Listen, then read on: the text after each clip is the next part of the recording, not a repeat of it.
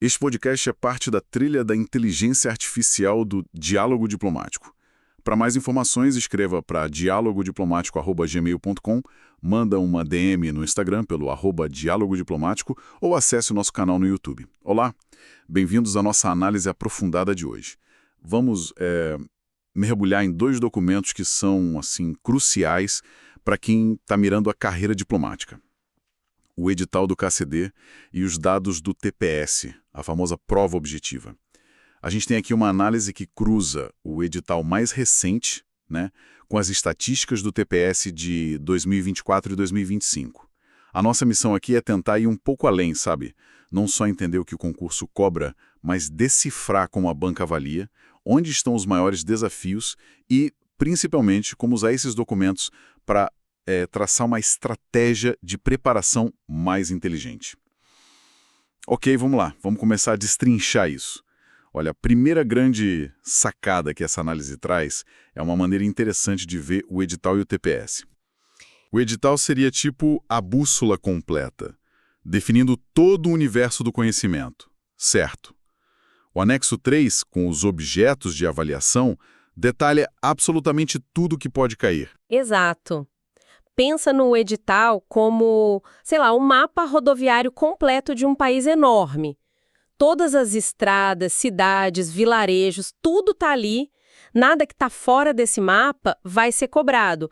E ele cobra um espectro gigante, né? Desde a história do Brasil, lá do período colonial até a Nova República, passando por línguas, com foco claro em compreensão e análise crítica, até política internacional, com teorias, atores, agenda, economia, micro, macro, internacional, história econômica, geografia e um programa bem extenso de direito, principalmente internacional público. E o TPS, onde ele entra nessa analogia do mapa? Então, o TPS funciona como se fosse um aplicativo de trânsito em tempo real, sobreposto nesse mapa. Ele mostra onde o fluxo é mais intenso, sabe? Quais rotas são mais usadas, onde tem mais congestionamento de questões. Por exemplo, o edital lista toda a história do Brasil, mas o TPS dos últimos anos mostra que período imperial, Primeira República e Era Vargas são tipo as avenidas principais.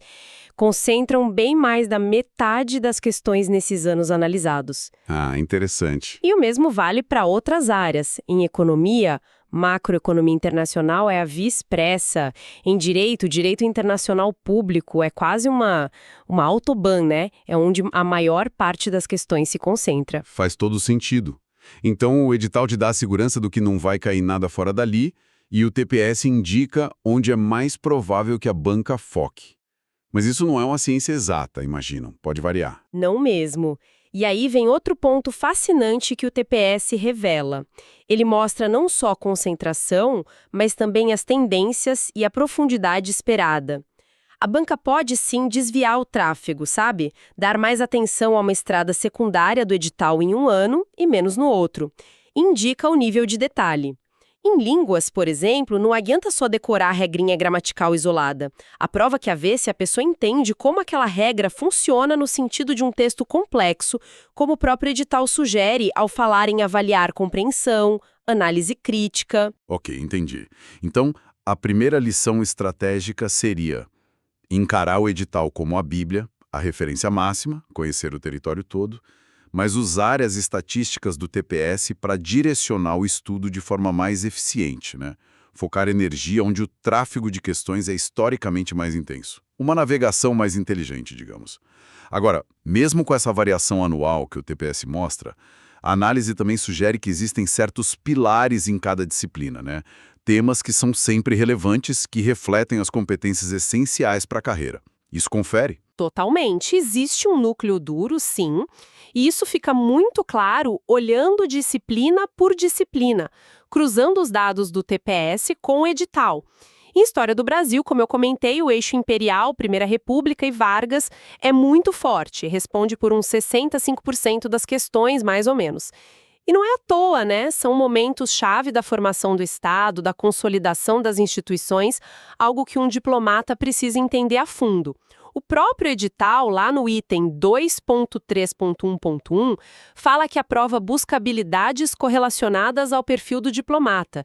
Essa compreensão histórica é uma delas. Nas línguas português e inglês, o edital é claro, foco em compreensão, interpretação e análise crítica. E o TPS confirma isso assim maciçamente. Compreensão textual domina, especialmente em inglês, chegando a mais de 55%. A gramática é um meio para isso, testada dentro do contexto do texto. O edital de inglês é bem explícito nisso. Fala de itens gramaticais relevantes para a compreensão dos conteúdos semânticos. Entendi. E nas outras áreas, essa lógica se mantém? Política internacional, economia. Se mantém, sim. Em política internacional, o edital dedica um espaço considerável à política externa brasileira, PEB, e à integração sul-americana. O TPS reflete isso direitinho. Temas globais PEB geral e integração regional somam quase 2/3 das questões. A atuação do Brasil no mundo é central. Em economia, o edital cobre bastante coisa, mas o TPS mostra uma preferência clara por macroeconomia internacional e finanças, mais da metade das questões, e história econômica do Brasil. São as áreas que mais ajudam a entender o cenário global e a trajetória brasileira, né? Tópicos como teoria monetária, balanço de pagamentos, que estão lá no edital, itens 2.5, 2.6, 2.2, são muito recorrentes dentro de macro internacional.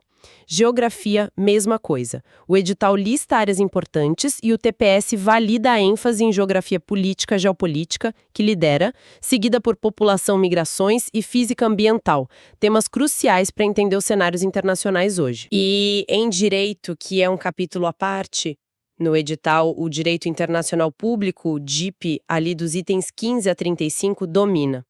O TPS espelha isso. DIP geral teoria, direito dos tratados, organizações internacionais e os princípios da PEB em DIP formam o tripé principal. Temas como fontes do DIP, organizações internacionais, itens 23 e 25 do edital são muito frequentes, super alinhados com a prática diplomática. Certo. Fica bem claro que a preparação precisa ser profunda nesses grandes blocos. Não dá para só decorar. Tem que entender a relevância, as conexões para a diplomacia.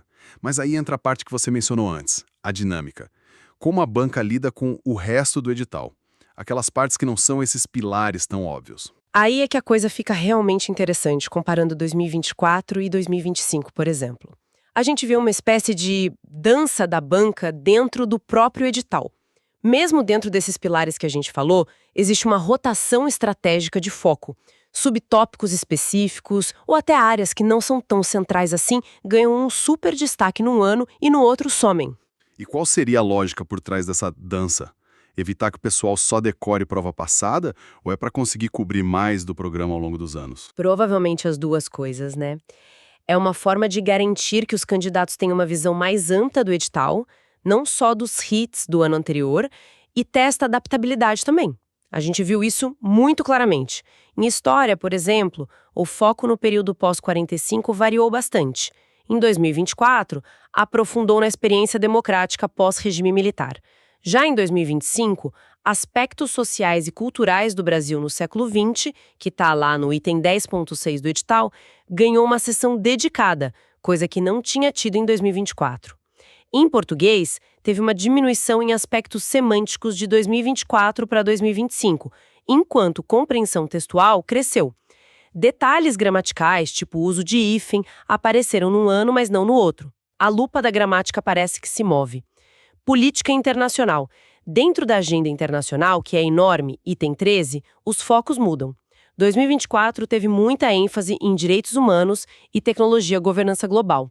Já 2025 destacou petróleo e geopolítica da energia. Até a abordagem da PEB 2 variou.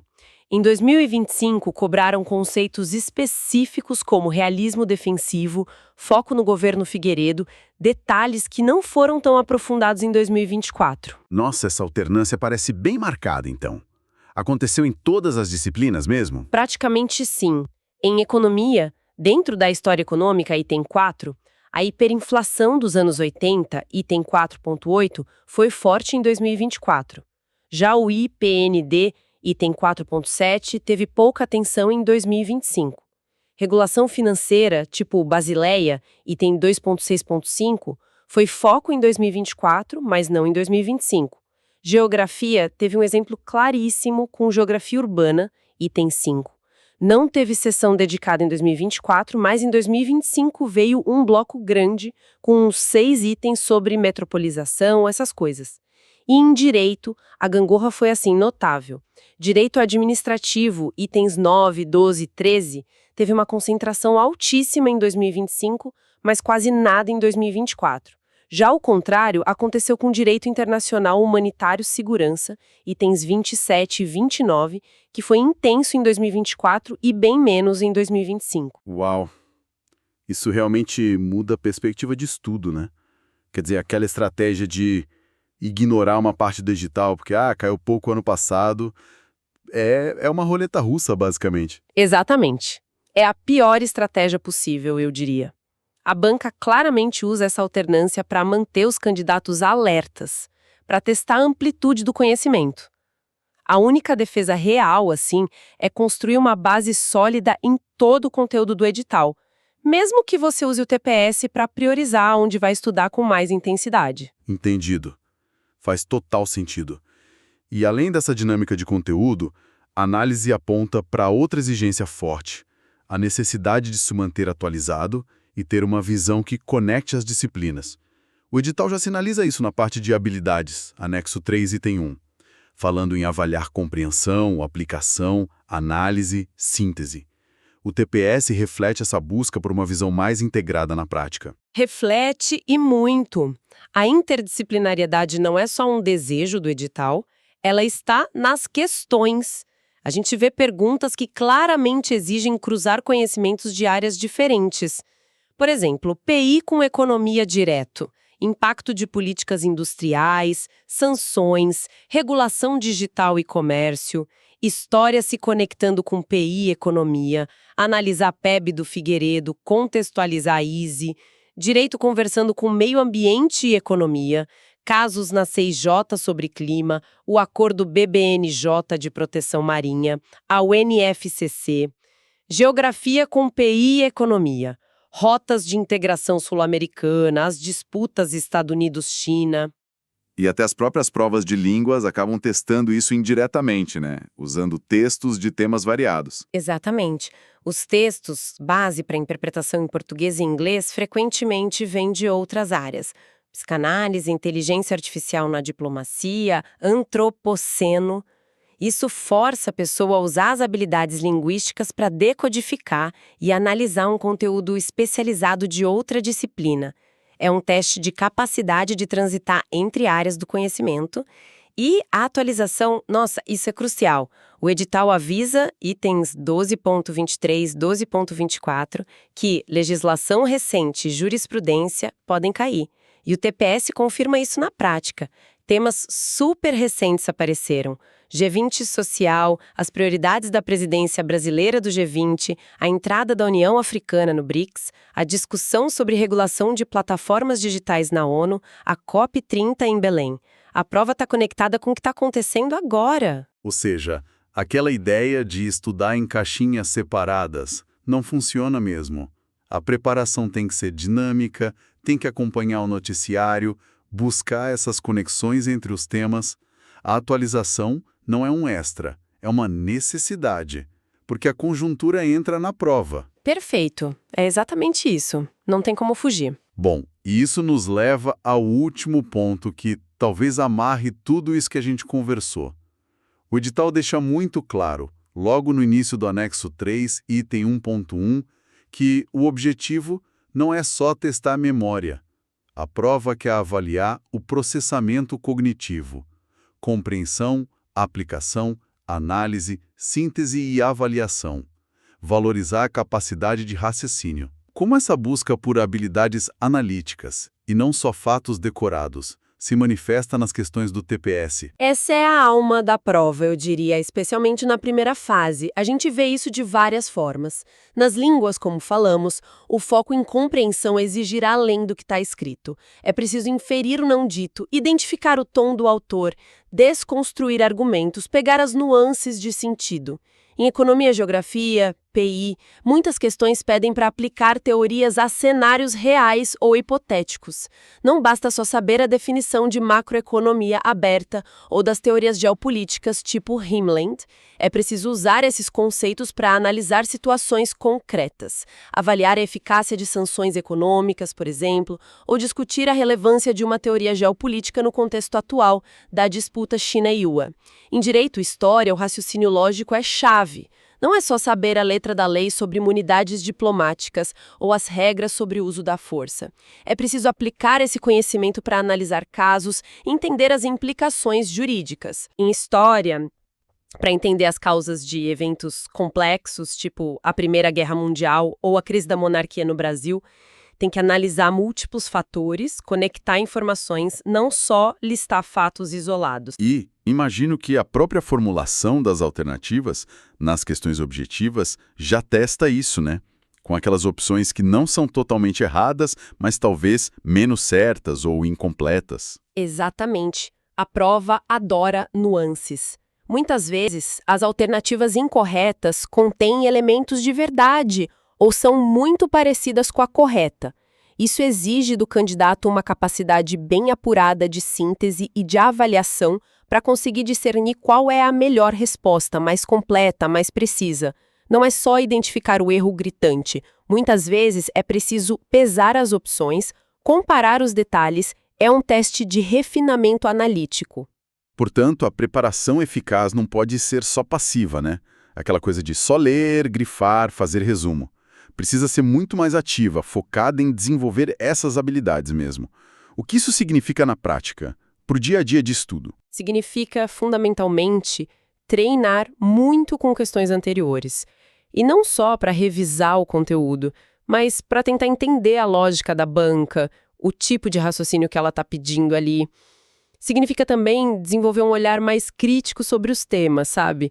Questionar o material, buscar diferentes perspectivas, não aceitar tudo passivamente. E, claro, significa sim simular as condições de prova, fazer simulados completos, com tempo controlado, para ganhar agilidade e precisão nessas habilidades analíticas sob pressão. É quase um treinamento de performance cognitiva, não só de acúmulo de informação. Excelente, muito bom. Bom, acho que com isso a gente conseguiu ter uma visão bem mais estratégica do edital e do TPS, né?